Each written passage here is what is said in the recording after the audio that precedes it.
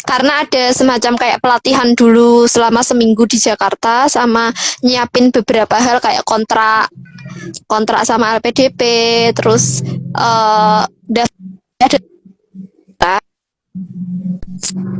Memang saya tuh orangnya gak males ini malas kan. jadi uh, jadi memang maunya di Jogja, ya akhirnya di Jogja aja gitu. Nggak taunya terjebak ya di Jogja.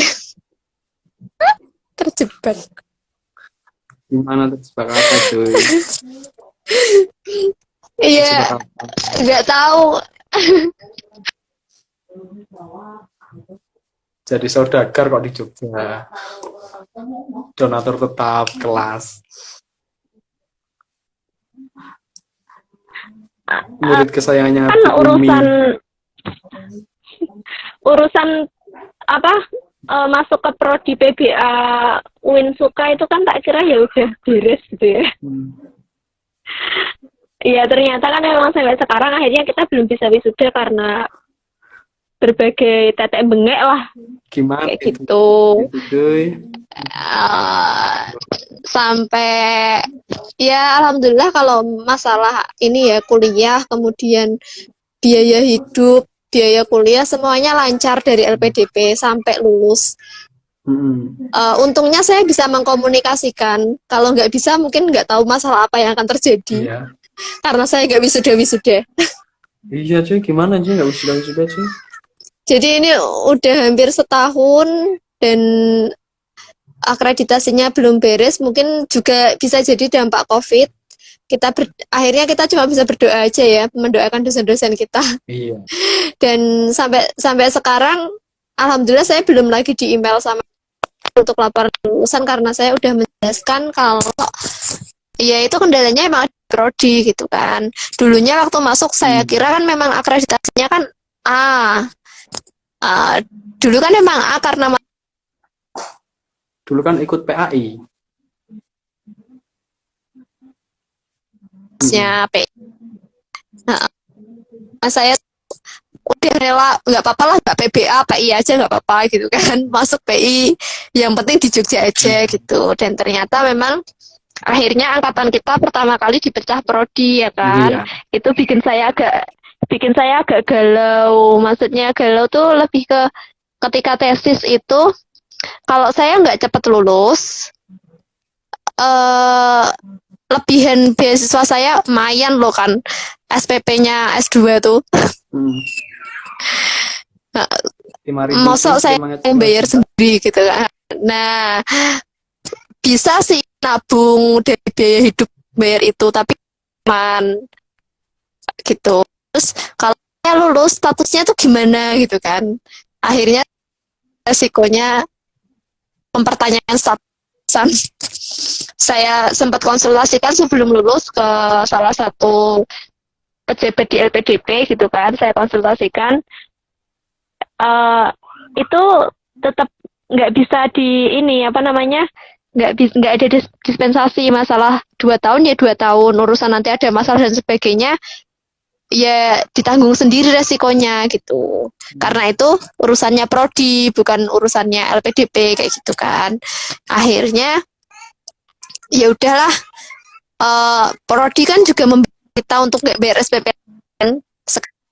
Statusnya kita lulus dengan belum wisuda, intinya wisudanya masih nunggu nanti entah kapan gitu. Akhirnya ya udahlah saya ngejar kelulusan, mepet banget. Kontrak beasiswa saya selesai Februari dan saya ujian Januari.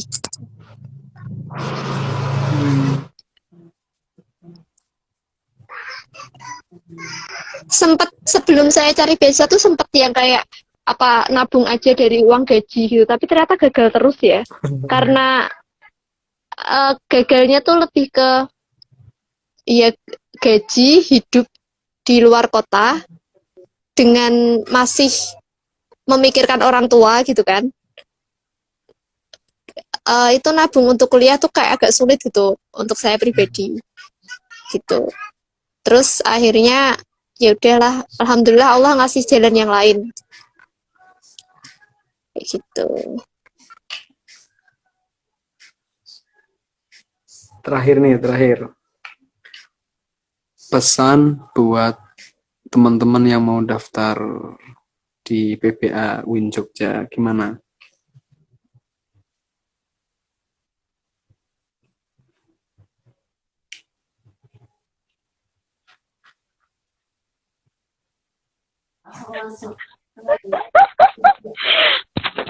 Jangan memancing ya.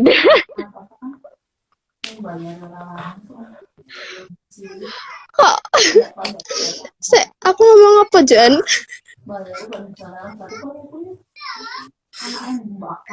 Pesan-pesan buat teman-teman yang pengen daftar ke PBA UIN Jogja. Ditanyakan dulu kejelasannya. Dosennya luar biasa sih, alhamdulillah dosennya keren-keren. Cuma sementara ini dulu ya. Jadi memang kasihan prodi kan masih itu. Kalau teman masih mau mending nanti apa sudah berubah.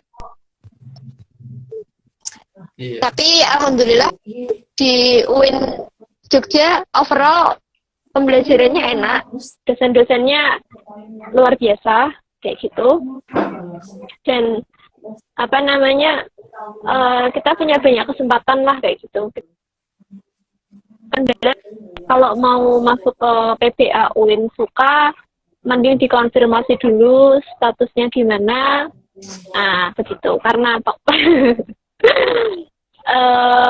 pengalaman itu adalah guru yang sangat itu aja yang saya temukan di PBA itu memang pilihan gitu kan. Tapi ada mungkin orang-orang yang mungkin secara model keilmuannya itu juga nggak begitu, tapi dia memilih untuk bertahan. Nah, itu juga banyak gitu kan, itu juga banyak gitu. Jadi itu memang pilihan gitu. Dan saya sampai sekarang ada di jalur yang ini itu melalui perjuangan untuk melawan diri sendiri yang sangat gitu kan. Ya banyaklah godaan untuk ya udahlah susah ngapain sih gitu kan.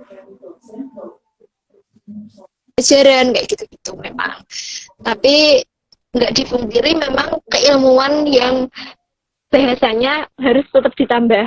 Gitu. Yeah. Kayak gitu. Yang saya lakukan apa? Kadang saya waktu luang saya tuh saya gunakan untuk mengerjakan soal-soal yang ada di buku-buku bahasa Arab yang banyak latihannya itu loh. Buku apa, Mak? Buku apa? Kayak silsilah lugo, durusul lugo, gitu. Karena saya merasa tuh, ya Allah saya tuh nggak punya apa-apa kayak gitu. Enggak lah. Saya merasa kayak gitu. Jadi cerdas kok. Jadi kalau misalnya mau ngajar mau apa itu, kalau nggak diimbangi dengan belajar sendiri kayak gitu, itu ya kosong. Dosen favorit dulu. Dosen favorit. Iya, paling berkesan lah, paling berkesan di kampus. Satu pembimbing saya, yang satu penguji satu, yang berkesan satu Ibu Umi Beroroh ya. Iya. Masya Allah luar biasa beliau.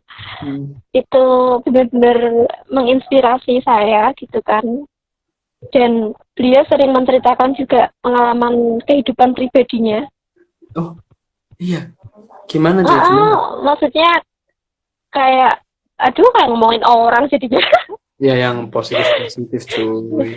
Positif. Iya intinya yang saya kagumi kan maksudnya beliau itu seorang ibu rumah tangga yang tetap bisa menjalani kodratnya sebagai ibu rumah tangga, semuanya nggak luntur bahkan terus bertambah. Manfaatnya kan luar biasa ya.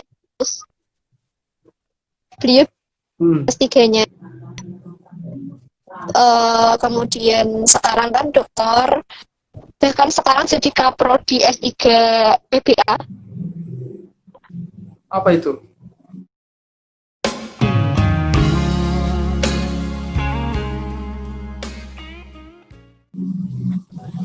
Bu Umi kan jadi kaprodi S3 PBA. Bu Umi kan sekarang jadi kaprodi S3 PBA beliau. Oh iya, S3 PPA buka baru ya, Jun. Iya, beliau jadi kaprodinya sekarang. Kemarin saya ucapkan selamat juga, sempat saya WA, saya ucapkan itu yang baik untuk putri-putri beliau, putrinya beliau. Dan suaminya itu toko di rumah gitu aja. Jadi Bu Umi sekolah tinggi dan suaminya beliau itu ya punya toko di rumah, dan Bu Umi selalu mendoakan saya. Bisa menerima bahwa wanita itu pengen belajar dan sekolah tinggi kayak gitu. Dan itu mungkin juga pengalamannya Bu Umi sendiri. Ya, kayak gitu. Nah, itu yang saya kagumi dari beliau. Maksudnya beliau bisa dan teliti.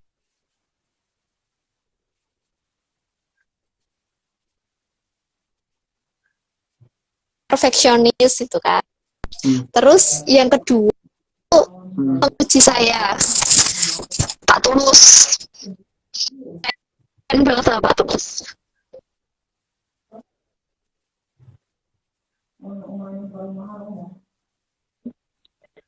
Dosen yang menginspirasi Pak Tulus karena beliau itu juga keren cara ngajarnya, horor tapi nggak horor gitu. Gimana ya? Sebenarnya enak beliau ngajarnya, enak sih, dan ya nggak usah diragukan lah ya keilmuan beliau gitu kan, nggak usah diragukan lagi, nggak perlu diragukan itu. Dan beliau tuh baik banget, alhamdulillah. Waktu saya revisi itu cuma sekali loh. Sekali cuma suruh nunjukin mana yang dirubah langsung di ACC. Oh, mantap sih. Nah, beliau baik ya di situ, baik. Dan awalnya saya diuji sama beliau tuh deg-degan sih, karena sebelumnya kan nggak ada yang diuji sama.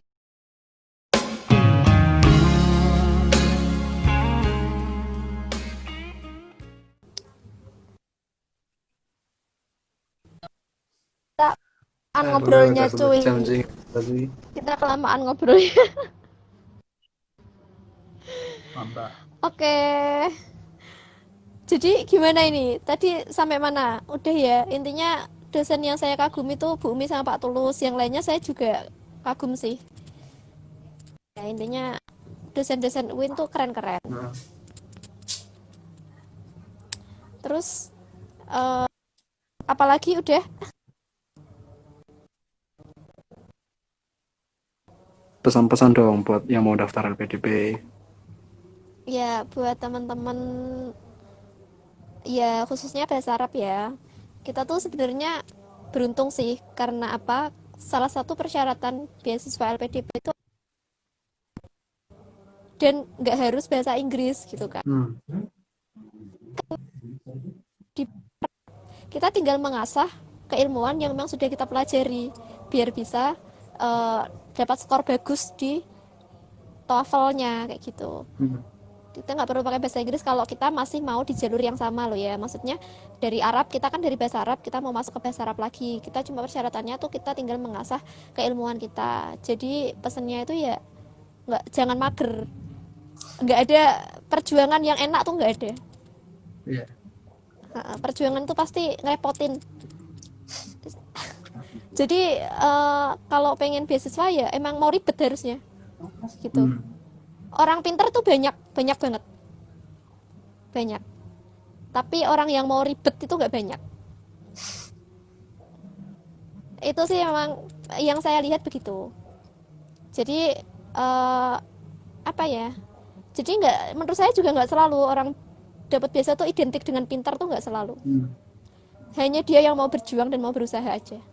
Kayak gitu. Itu pesan-pesan saya kayak gitu. Jadi semangat, dijaga niatnya. Kalau memang mau dapat itu tuh untuk apa gitu kan. Insya Allah kamu mendapatkan apa yang kamu inginkan. Jadi hati-hati dengan niat itu. Gitu. Ini dong sama pesan yang misalnya gagal pas daftar pertama, terus kok langsung putus asa, harusnya gimana itu, Ci?